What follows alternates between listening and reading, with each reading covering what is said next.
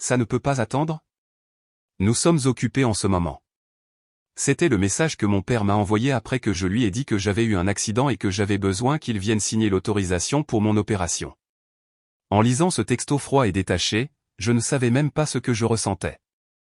Je me demandais simplement si ce n'était pas moi qui étais allongé dans la salle d'urgence ce jour-là, mais ma sœur Bella à la place, aurait-il réagi de la même manière? Ce message a été le début de tout ce qui a suivi. Suivez l'histoire. Je vais vous raconter ce que j'ai vécu et comment j'ai trouvé la force de me défendre. Bonjour à tous, je m'appelle James Murphy. J'ai 34 ans. Je vis avec ma femme Emma dans un appartement à Manhattan, New York, à environ 15 minutes en métro du quartier financier. Je travaille comme analyste financier senior pour une importante société d'investissement. Avec le recul, je me suis toujours considéré comme un chanceux. À 18 ans, j'ai obtenu une bourse complète pour une université prestigieuse. 4 ans plus tard, j'ai obtenu mon diplôme juste au moment où la bourse explosait. À 26 ans, j'avais suffisamment économisé pour payer mon premier appartement. À 30 ans, j'ai été promu à un poste de direction. Vu de l'extérieur, ma vie avait probablement l'air assez stable. Et pour être juste, elle l'était en grande partie. J'avais une famille. Peut-être pas parfaite, mais au moins un endroit où revenir pendant Noël, Thanksgiving ou les rares réunions de week-end. Mais tout a commencé à changer après quelque chose qui s'est passé il y a 2 ans. J'ai eu un accident, complètement inattendu. Assez étrangement, cet accident m'a mené à Emma, la femme qui est maintenant ma femme.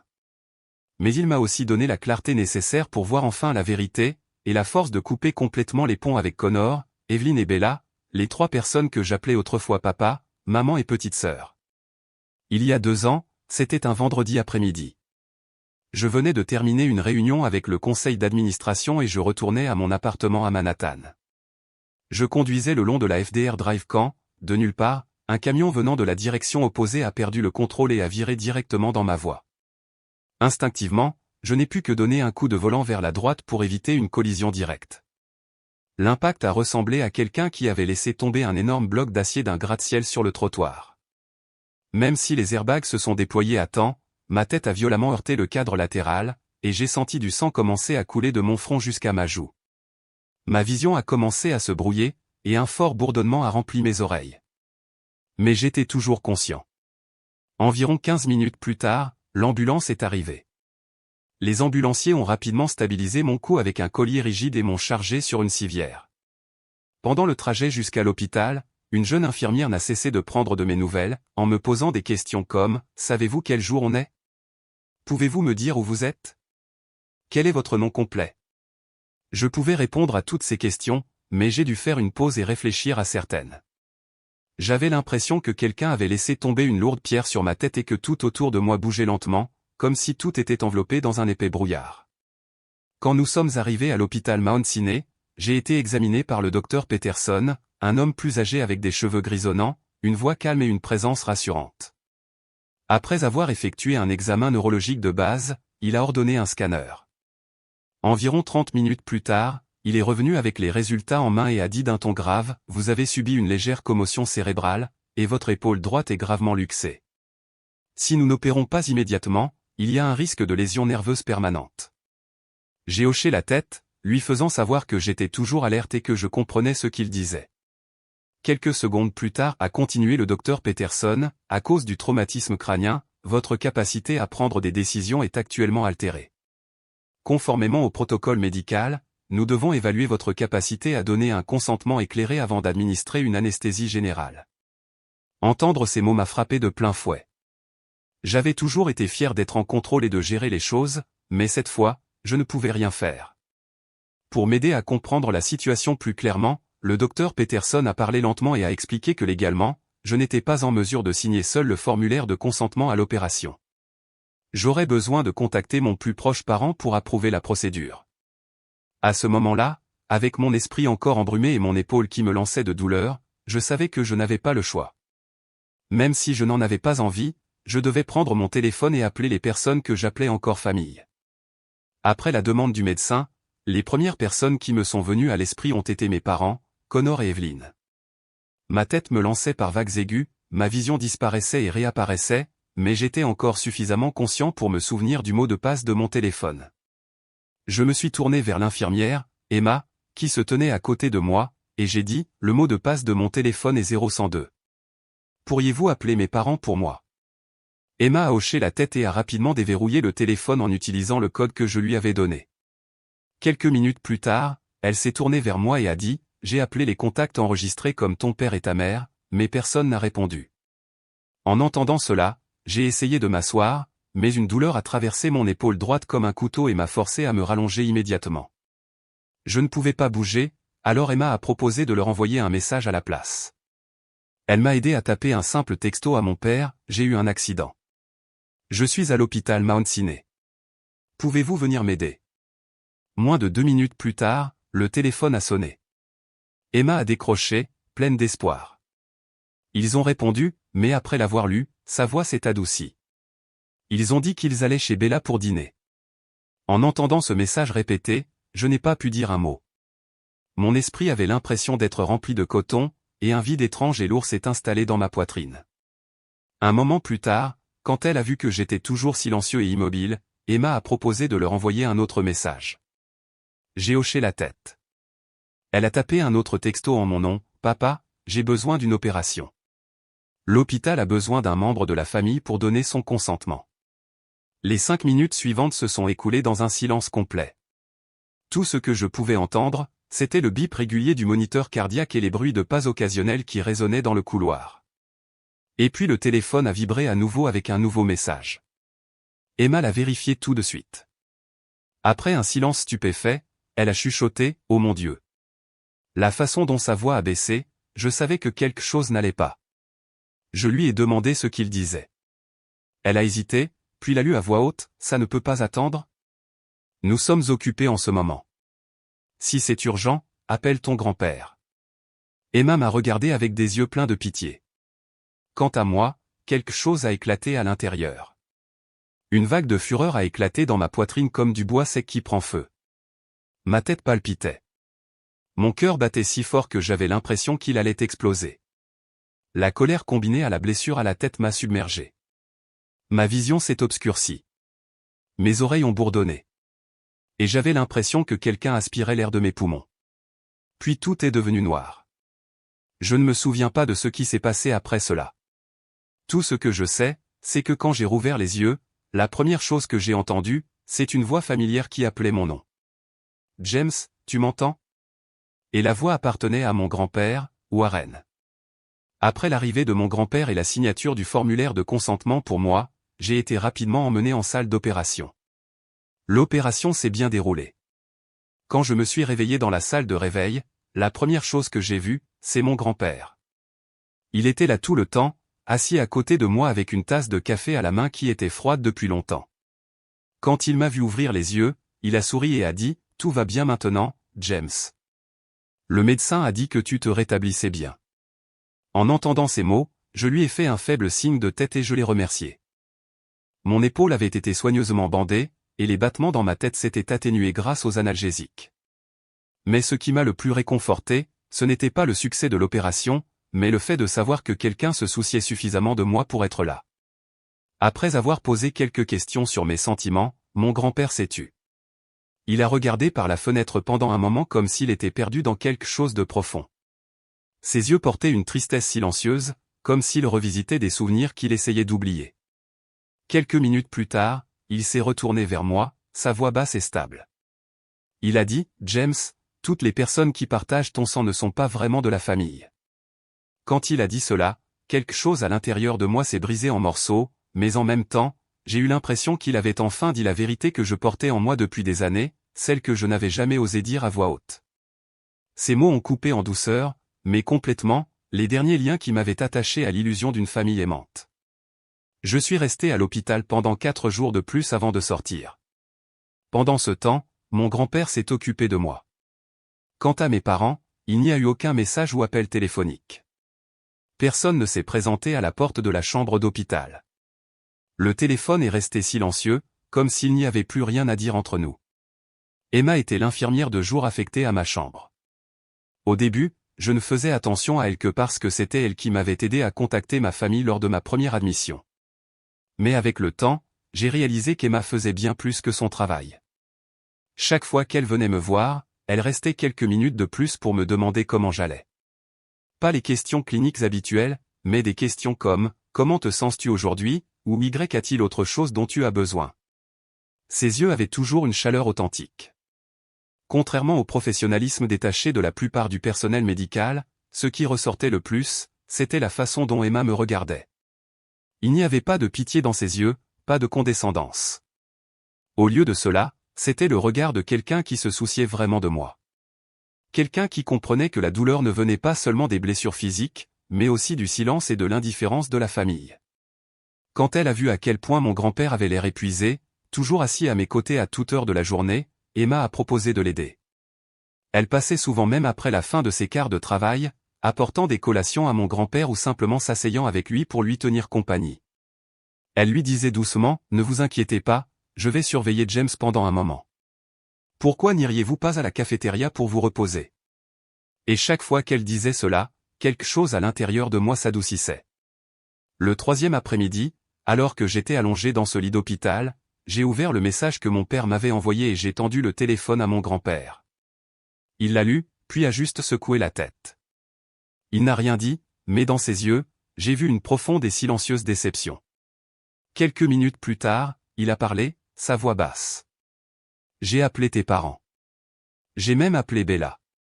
Je pensais qu'il ne réalisait peut-être pas à quel point c'était grave. » Quand il a dit cela, j'ai ressenti un mélange de surprise et de déception. Il les avait contactés et pourtant ils ne sont jamais venus. Après une pause, il a ajouté, encore plus bas, mais après que j'ai tout expliqué, ils ont juste dit, il a des médecins, et ont raccroché. Personne n'a demandé combien tu souffrais. Personne n'a demandé dans quelle chambre tu étais. En entendant cela, je n'ai pas pu répondre, j'ai juste hoché légèrement la tête. Ma gorge s'est serrée d'émotion. Et puis, peut-être pour me remonter le moral, peut-être pour me pousser à aller de l'avant, il m'a tendu un petit bout de papier avec un numéro de téléphone écrit dessus. Avec une lueur enjouée dans les yeux, il a dit, c'est le numéro d'Emma. Il m'a fallu un peu d'effort pour l'obtenir. Tu lui dois un dîner. Je l'ai regardé, surpris, mais à l'intérieur quelque chose de chaud s'est agité. Peut-être avait-il déjà vu ce que je ne m'étais pas encore avoué à moi-même. Et à l'époque, je n'avais aucune idée qu'elle deviendrait un jour ma femme. Pendant que mon grand-père dormait profondément cette nuit-là, je suis resté éveillé, perdu dans de vieux souvenirs.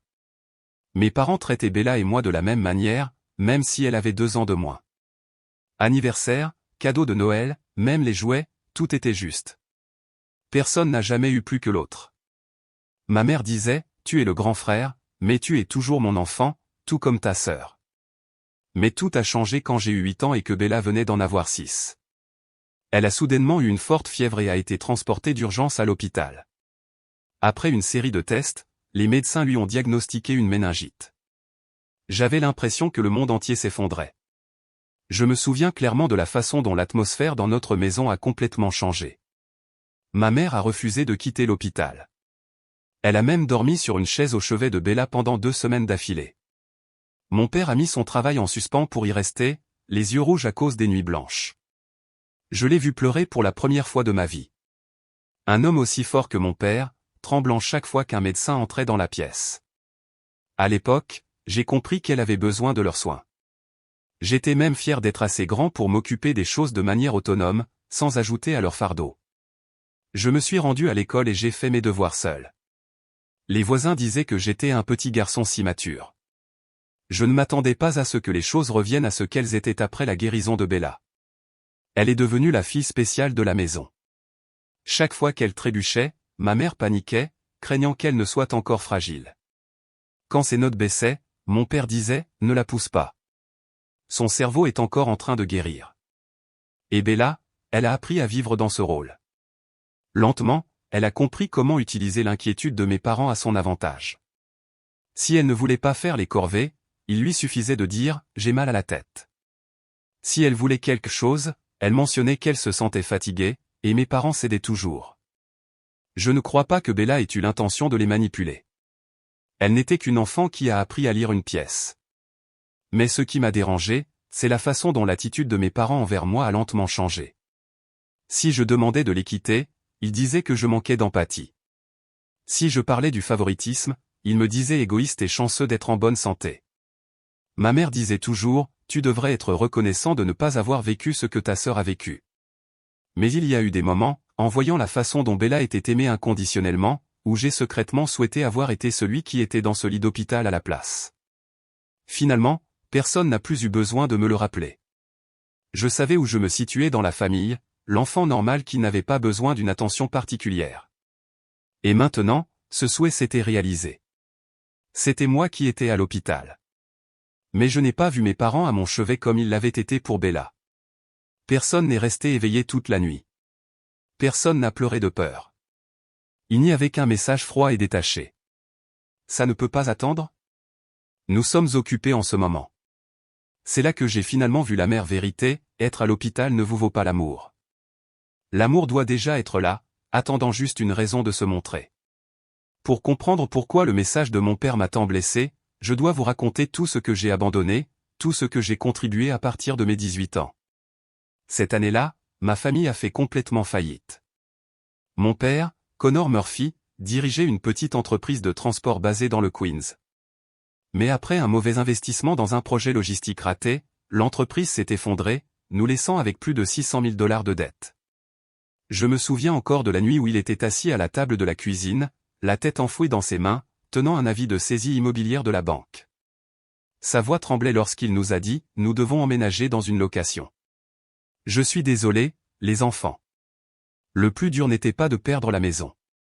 C'était de voir mon père pleurer, un homme que j'avais toujours vu comme fort, inébranlable, maintenant assis là comme un homme brisé. Ma mère a posé une main sur son épaule pour le réconforter, mais je pouvais voir les larmes monter dans ses yeux aussi. Peu de temps après, nous avons emménagé dans un petit appartement de location dans le Bronx, et tout dans notre vie a changé. Ma mère a commencé à faire des doubles quarts de travail dans une entreprise de nettoyage pour nous maintenir à flot. Mon père passait ses journées à postuler à des emplois, mais son âge et ses antécédents de faillite ont conduit à un rejet après l'autre. Quant à moi, j'ai décidé de ne pas devenir un autre fardeau. J'ai obtenu une bourse complète pour le Baruch College juste après avoir terminé le lycée. En même temps, j'ai trouvé des emplois à temps partiel, travaillant dans un café voisin, une librairie Barnes & Noble, et donnant des cours particuliers de mathématiques à des lycéens le week-end. Je travaillais près de 40 heures par semaine tout en maintenant une moyenne pondérée cumulative de 3,8. Et Bella, elle n'a pas postulé à des bourses. Elle n'a pas trouvé de travail. Au lieu de cela, elle s'est inscrite dans un collège communautaire avec des frais de scolarité moins élevés, mais elle dépendait toujours de nos parents pour tout, les frais de scolarité, les repas, même les nouveaux vêtements. Mes parents se sont mis en quatre pour la soutenir malgré la situation financière difficile. Je me souviens d'un dîner où je lui ai dit, « Tu devrais trouver un emploi à temps partiel pour aider. » Mais avant qu'elle ne puisse répondre, mon père a interrompu. La santé de Bella n'est toujours pas pleinement stable après ce qu'elle a traversé avec la méningite. Nous ne pouvons pas trop la pousser. En l'entendant prendre sa défense, Bella a fait un léger sourire et a dit, « Je vais essayer de trouver quelque chose. » Mais les mois ont passé et elle ne l'a jamais fait, et mes parents ont continué à trouver des excuses pour elle. Après cette nuit, je n'en ai plus jamais parlé à table. 4 années d'université se sont écoulées, et j'ai obtenu un diplôme en finance. Presque immédiatement, j'ai décroché un emploi chez Goldman Sachs avec un salaire de départ de 80 000 $ par an, un chiffre dont la plupart de mes camarades de classe ne pouvaient que rêver. 5 ans plus tard, à 27 ans, j'avais suffisamment économisé pour acheter mon premier condo dans le Lower East Side. Je ne m'en suis vanté à personne dans la famille. Je me suis juste senti discrètement fier de ce que j'avais accompli. Ma mère a appelé en novembre 2 ans plus tard, juste avant Noël. Elle avait l'air fatiguée. Elle a dit, « James, le propriétaire vient de nous dire que le loyer va augmenter à 2 000 $ par mois. Nous ne pouvons pas nous le permettre. Je ne sais pas ce que nous allons faire. » En entendant cela, ma poitrine s'est serrée. Peu importe à quel point ils avaient été injustes envers moi, ils étaient toujours mes parents. Je ne pouvais pas rester les bras croisés et les regarder se faire pousser dans un quartier délabré parce qu'ils ne pouvaient pas payer le loyer. Une semaine plus tard, j'ai décidé d'utiliser 300 000 $ de mes économies pour leur acheter une petite maison à Astoria, dans le Queens. Elle avait une chambre et un petit jardin à l'arrière, juste assez pour leur donner un endroit stable après des années de difficultés. Le jour où j'ai remis les clés, ma mère m'a serré fort dans ses bras et a dit, « James, je suis si fier de toi. Tu es le meilleur fils que je puisse demander. » À ce moment-là, j'ai souri, croyant que toutes les années difficiles avaient valu la peine. Mais ce sentiment n'a pas duré plus de 3 semaines. Un jeudi soir, ma mère a appelé à nouveau. Cette fois, sa voix était hésitante. Elle a dit, « James, cette maison semble un peu petite. Tu penses que tu pourrais en acheter une plus grande pour que Bella puisse emménager avec nous? Elle vient de rompre avec son petit ami et a besoin de sa famille autour d'elle. » J'étais stupéfait.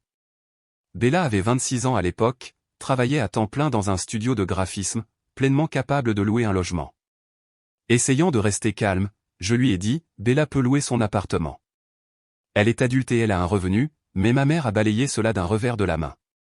D'un ton plus ferme, elle a répondu, « Bella ne gagne que 50 000 $ par an. Pas comme toi, et en plus, c'est une fille. Elle a besoin de plus de protection. » Cela m'a mis hors de moi. J'ai dit carrément, « J'ai acheté cette maison pour toi et papa, pas pour qu'elle devienne un refuge pour Bella.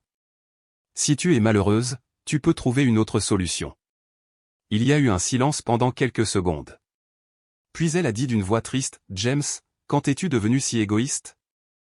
La famille, c'est l'amour et le partage. » Et c'est là que j'ai réalisé quelque chose de douloureux, aux yeux de ma mère, tout ce que je faisais n'avait d'importance que si cela servait Bella d'une manière ou d'une autre. Pourtant, je les ai laissés rester dans cette maison pendant encore 2 ans jusqu'au jour où j'étais allongé sur un lit d'hôpital et où j'ai reçu ce message, « Ça ne peut pas attendre ?» Nous sommes occupés en ce moment. J'ai finalement compris qu'il était temps de reprendre ce qui était à moi. Retour à mon histoire. 2 semaines après ma sortie de l'hôpital, je suis entré dans le bureau de Raymond Harrison, l'un des avocats les plus respectés de Manhattan. Il était dans sa quarantaine, avec des cheveux poivre et sel et des yeux perçants derrière des lunettes sans monture. Après avoir écouté tout ce que j'avais vécu et entendu ma demande, Monsieur Harrison m'a regardé et m'a demandé d'un ton mesuré et professionnel, « Monsieur Murphy, êtes-vous sûr de cette décision? C'est une étape importante et ferme à franchir contre votre propre famille. » À ce moment-là, je me suis tourné pour regarder par la fenêtre. En bas, sur Madison Avenue, les gens se déplaçaient rapidement dans leur propre vie bien remplie. À l'intérieur de moi, un vide s'est répandu, comme si j'étais en dehors de la vie elle-même, regardant des morceaux de bonheur auxquels je n'avais jamais participé. Après quelques secondes, je me suis retourné vers Monsieur Harrison et j'ai dit, « Je me suis décidé. Veuillez procéder à la paperasserie. » 3 jours plus tard, un avis juridique a été livré à la maison d'Astoria, dans le Queens, où vivaient mes parents.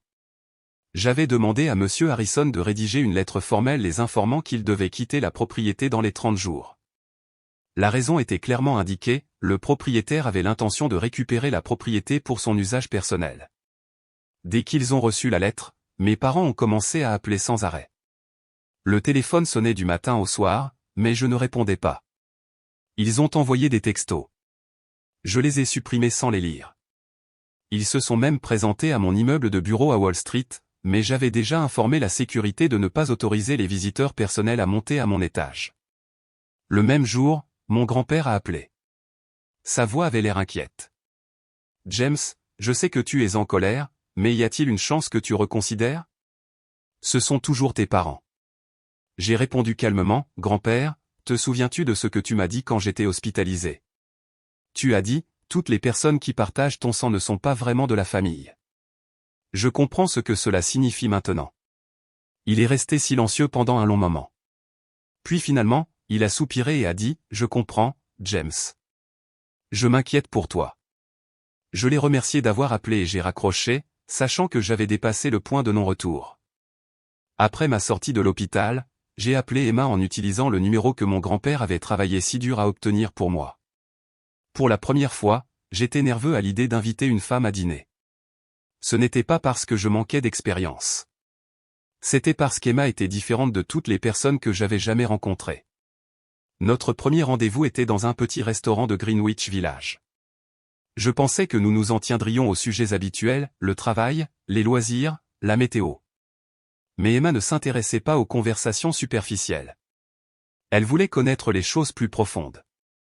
Elle m'a posé des questions sur ma famille, sur ce que j'avais ressenti quand j'étais à l'hôpital, et sur ce qui me passait par la tête, des choses que je n'avais jamais dites à voix haute à personne. Ce qui m'a le plus surpris, c'est qu'Emma ne jugeait pas. Quand je parlais de ma famille, elle se contentait d'écouter et de hocher la tête comme si elle comprenait vraiment. Je n'ai pas vu de pitié ou de choc dans ses yeux, seulement une véritable empathie. Après cette nuit, nous avons commencé à nous voir plus souvent, généralement le soir. Et à chaque rencontre, je découvrais une nouvelle facette d'elle. Emma est née et a grandi à Brooklyn, la plus jeune de 3 sœurs. Elle n'était pas devenue infirmière à cause de la pression de sa famille. Elle a choisi ce métier parce qu'elle voulait sincèrement prendre soin des gens. Cela expliquait pourquoi elle s'était surpassée pour moi à l'hôpital. Pourquoi sa gentillesse n'avait jamais l'air d'une obligation. Notre relation s'est développée plus vite que nous ne l'avions prévu. Après seulement une semaine, Emma était devenue la seule personne avec qui j'avais envie de tout partager. Et plus important encore, elle était la première personne qui me faisait me sentir vraiment aimé. Non pas pour ce que je pouvais apporter, mais pour qui j'étais. Dans les jours qui ont suivi, la nouvelle que j'avais mis mes parents à la porte s'est répandue dans la famille Murphy comme une traînée de poudre. Mes parents ont partagé leur version de l'histoire, celle où j'étais le fils ingrat qui tournait le dos sans cœur à ses parents vieillissants. Le premier appel est venu de tante Linda, la jeune sœur de ma mère. C'était un lundi matin. Je buvais mon café et lisais le Wall Street Journal avant d'aller travailler quand mon téléphone a sonné. Dès que j'ai décroché, elle a hurlé dans le combiné, furieuse. « James Murphy, qu'est-ce que tu fais? Tu as la moindre idée que ta mère pleure depuis 3 jours ?» J'ai senti un épuisement profond et familier m'envahir. Tante Linda n'a pas demandé ce qui s'était passé. Elle est allée droit à l'accusation. Froidement, je me suis demandé, savez-vous même ce que mon père a fait pendant que j'étais à l'hôpital? Il y a eu une pause. Puis, d'une voix hésitante, elle a dit, eh bien, quand même, tu ne peux pas juste jeter tes parents hors de chez eux. C'est là que j'ai su qu'expliquer quoi que ce soit serait inutile. D'un ton ferme, j'ai dit, tante Linda, c'est ma décision. Je ne vais pas me disputer à ce sujet. Puis j'ai raccroché. Moins de 2 heures plus tard, mon cousin Marcus a appelé. Son ton était conflictuel dès le départ. James, j'ai entendu ce qui s'est passé. Ce que tu as fait est dégueulasse. Personne dans cette famille ne ferait jamais quelque chose comme ça. Mes mains ont commencé à trembler à cause de la colère qui montait en moi. J'ai réussi à parler entre mes dents serrées. Marcus, ne m'appelle plus jamais. Et j'ai mis fin à l'appel sur le champ. Je n'ai pas pris la peine d'expliquer. Je savais que personne ne me croirait de toute façon. Pendant le reste de la semaine, mon téléphone a sonné sans arrêt. Des parents éloignés dont je me souvenais à peine ont appelé pour me réprimander. Des amis de mes parents ont appelé pour me raisonner. Même des gens à qui je n'avais jamais parlé appelaient pour exprimer leur indignation. Mais à travers tous les téléphones qui sonnaient, les cris, la culpabilisation et les leçons, une chose n'a jamais changé. Je suis resté fidèle à ma décision. Et puis, environ 10 jours après que j'ai envoyé l'avis de quitter les lieux à mes parents, la vraie tempête a frappé. Je m'en souviens clairement. C'était un matin de semaine. J'étais dans mon bureau en train de préparer une réunion avec un client quand Rachel, mon assistante, a frappé à la porte avec un regard inquiet sur le visage. Elle a dit, « Monsieur Murphy, ça vous dérangerait de regarder Facebook un instant? Il y a une publication qui circule, et elle parle de vous. » J'ai pris mon téléphone et ouvert le lien que Rachel m'avait envoyé. Ce que j'ai vu a fait cesser de battre mon cœur. Ma sœur Bella a posté dans un groupe Facebook appelé Family Drama. La publication comprenait 4 photos. La première était celle de mes parents en train de faire leur bagage, ayant l'air usés et épuisés. La deuxième montrait un petit camion de déménagement rempli de cartons. La troisième était une photo de ma mère assise sur le sol, le visage enfoui dans ses mains, en train de pleurer. Et la dernière photo était de moi, prise il y a quelques années. La légende m'a frappé comme un coup de poing dans la poitrine, James Murphy a officiellement mis ses parents âgés à la porte. La maison dans laquelle ils vivent depuis 2 ans n'est plus qu'un outil qu'il utilise pour les punir.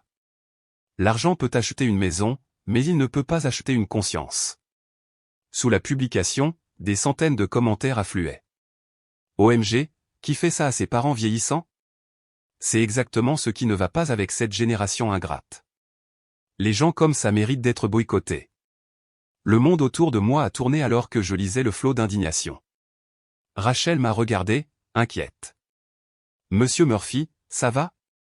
Quelques secondes plus tard, je me suis ressaisi et j'ai dit, annule toutes mes réunions pour aujourd'hui. J'ai besoin de temps pour gérer ça. La publication de Bella a été partagée plus de 5000 fois dans les heures qui ont suivi. J'ai reçu des centaines de messages d'inconnus par le biais de Messenger, la plupart contenant des insultes et de la haine. Et comme je le craignais, le lendemain matin, le directeur général de ma division, Monsieur Patterson, m'a convoqué dans son bureau. C'était un homme dans la mi-cinquantaine qui m'avait toujours respecté. Quand je suis entré, son expression était grave. Il est allé droit au but. James, je suis au courant de ce qui se passe avec votre famille. Normalement, l'entreprise ne s'immisce pas dans les affaires personnelles. Mon cœur a commencé à battre la chamade. Je savais ce qui allait arriver. Puis, avec un ton de regret, il a continué, mais cela a commencé à affecter la réputation de l'entreprise. Nous avons reçu des centaines d'appels de clients qui se renseignent sur vous. Certains ont même dit qu'ils ne veulent pas travailler avec une entreprise qui emploie quelqu'un d'aussi cruel. J'ai eu l'impression que quelqu'un m'avait giflé. Ma voix tremblait quand j'ai demandé « Vous me licenciez ?» Monsieur Patterson a soupiré et a dit « Non, James, vous êtes un employé précieux, mais j'ai besoin que vous preniez un congé payé jusqu'à ce que les choses se calment. J'espère que vous comprenez. » Derrière son ton diplomatique, je savais ce qu'il voulait dire. Ma carrière venait de prendre un sérieux coup. Gardant ma voix calme, j'ai répondu « Je comprends, Monsieur Patterson. Je vais prendre le congé. » Puis j'ai quitté son bureau. Plus tard dans la journée, quand j'ai ouvert l'email officiel des RH confirmant mon congé, je me suis senti comme un échec total. Cet après-midi-là, après avoir quitté le bureau, je me suis retrouvé une fois de plus assis en face de l'avocat Raymond Harrison. Cette fois, un épais dossier était posé sur la table. À l'intérieur se trouvaient des copies imprimées de la publication de Bella, les commentaires vicieux qui ont suivi, et plus important encore, l'email de mon entreprise me plaçant en congé. Après avoir tout examiné, Monsieur Harrison a parlé de son ton professionnel habituel. Monsieur Murphy, sur la base des preuves que vous avez fournies, nous avons une solide base juridique pour déposer une plainte en diffamation contre Bella Murphy pour calomnie et dommage à votre réputation et à votre situation financière. J'ai ressenti un moment d'hésitation. Après tout, Bella était toujours ma sœur. Mais ensuite, j'ai pensé au flot de commentaires cruels dans ce groupe de drames familiaux, à l'atteinte à mon image professionnelle, aux clients perdus, à la honte, au silence des personnes qui étaient censées me soutenir. Quelques secondes plus tard, avec de la détermination dans la voix, j'ai dit « Monsieur Harrison, passons à l'action. Déposez la plainte. » Après avoir quitté le bureau de Harrison ce même jour, j'ai lancé ma deuxième phase de réponse. J'ai publié ma première pièce à conviction, une capture d'écran du texto de mon père exactement un mois plus tôt. Le message qu'il a envoyé alors que j'étais allongé sur un lit d'hôpital, attendant qu'il se présente et signe le formulaire de consentement à l'opération. Le message était simple, ça ne peut pas attendre ? Nous sommes occupés en ce moment. Je n'ai pas écrit de légende. Je n'ai pas expliqué. J'ai posté la capture d'écran directement sous la publication originale de Bella. Puis je l'ai partagée sur mon profil et l'ai republiée dans le groupe de drames familiaux au cas où elle déciderait de supprimer la sienne. Presque immédiatement, l'opinion publique s'est divisée. Certaines personnes ont commencé à me défendre, disant des choses comme « Si c'est comme ça que les parents l'ont traité quand il était à l'hôpital, comment pouvez-vous lui en vouloir ?» D'autres, surtout après que Bella ait affirmé que le texto était fabriqué, ont continué à m'attaquer, me traitant d'ingrat, de menteur essayant de redorer son image. Mais je ne me souciais plus de leur opinion. 2 jours plus tard, une fois que la plainte a été officiellement déposée devant le tribunal, j'ai demandé une copie certifiée à Monsieur Harrison. Puis, je l'ai postée en tant que suivi sous ma publication originale, claire et directe, une déclaration que je ne reculais pas. J'étais prêt à aller jusqu'au bout. Une semaine après le dépôt de la plainte, j'ai reçu un appel de ma mère. C'était la première fois qu'elle m'appelait depuis l'accident, plus d'1 mois de silence. À ce moment-là, elle avait déjà quitté la maison que je leur avais achetée à Astoria. Dès que j'ai répondu, j'ai entendu sa voix trembler. « James, pouvons-nous parler ?» a-t-elle demandé. Une douleur aiguë m'a frappé à la poitrine. Sa voix semblait plus vieille, plus fragile que je ne me souvenais. D'un ton froid, j'ai répondu « Que veux-tu dire ?» Presque suppliante, elle a dit « James, je sais que j'ai fait des erreurs, mais peux-tu retirer la plainte contre Bella ?» Quand ces mots ont quitté sa bouche, j'ai senti la fureur monter comme du bois d'allumage sec qui prend feu. Mon sang battait et mon cœur s'emballait. D'une voix stable mais dure, j'ai demandé as-tu déjà pensé à ce que ma vie pourrait devenir à cause de ce qu'elle a dit? Elle était silencieuse. La ligne est restée immobile, comme si l'air s'était figé. Puis, retenant à peine ses larmes, elle a dit, c'est toujours ta sœur, James. La famille qui se traîne en justice. Ce n'est tout simplement pas juste. J'ai eu l'impression que quelqu'un m'avait planté un couteau directement dans la poitrine. Même après tout, elle ne se souciait toujours que de Bella. La gorge serrée et la voix aiguë, j'ai dit, je ne retire pas la plainte. Ma famille est morte il y a un mois, et maintenant vous devez tous en assumer les conséquences. Et pour la première fois, j'ai raccroché au nez de ma mère. Je n'ai pas ressenti de regret, pas une seconde. Environ 2 semaines après l'appel avec ma mère, j'étais assis dans le salon en train de lire quand la sonnette a retenti un samedi soir. Il était environ 20 heures, pas vraiment le moment où je m'attendrais à des visiteurs. Quand j'ai ouvert la porte, je me suis figé. Devant moi se tenaient Bella, ma mère et mon père. Bella a parlé la première, sa voix tremblant. James, je sais que j'ai eu tort. S'il te plaît, je t'en supplie, retire la plainte. Je l'ai regardée, puis j'ai regardé nos parents debout derrière elle. Mon père avait l'air plus vieux de plusieurs années. Ses cheveux étaient devenus complètement gris, et son dos était voûté. Ma mère était plus mince, son visage creusé comme quelqu'un de malade depuis longtemps. Bella a éclaté en sanglots. Je vais perdre mon emploi si tu ne retires pas la plainte. Mon mari parle déjà de divorce. Je vais tout perdre. En entendant cela, quelque chose s'est tordu dans ma poitrine. Elle était toujours ma sœur après tout. Mais ensuite, je me suis souvenu de ce que c'était que d'être allongé seul dans ce lit d'hôpital, impuissant. Je me suis souvenu des vagues de haine sur les réseaux sociaux. Je me suis souvenu de voir ma carrière s'effondrer à cause d'un mensonge. D'une voix froide et stable, j'ai dit, Bella, tu te souviens que personne n'est venu me voir quand j'étais à l'hôpital? Tu sais ce que ça a fait de lire ce message de papa? Bella n'a rien dit. Elle a gardé la tête baissée. Mes parents se tenaient derrière elle, silencieux. Après environ 1 minute, ma mère s'est avancée. Sa voix était suppliante. James, s'il te plaît, retire la plainte. Je promets que nous nous rattraperons. Je ferai tout ce que tu demanderas. En entendant cela, une profonde lassitude m'a envahi. J'ai répondu calmement, Maman, il y a des choses qu'on ne peut pas rattraper. La réputation, la confiance et la dignité sont presque impossibles à restaurer une fois qu'elles ont disparu.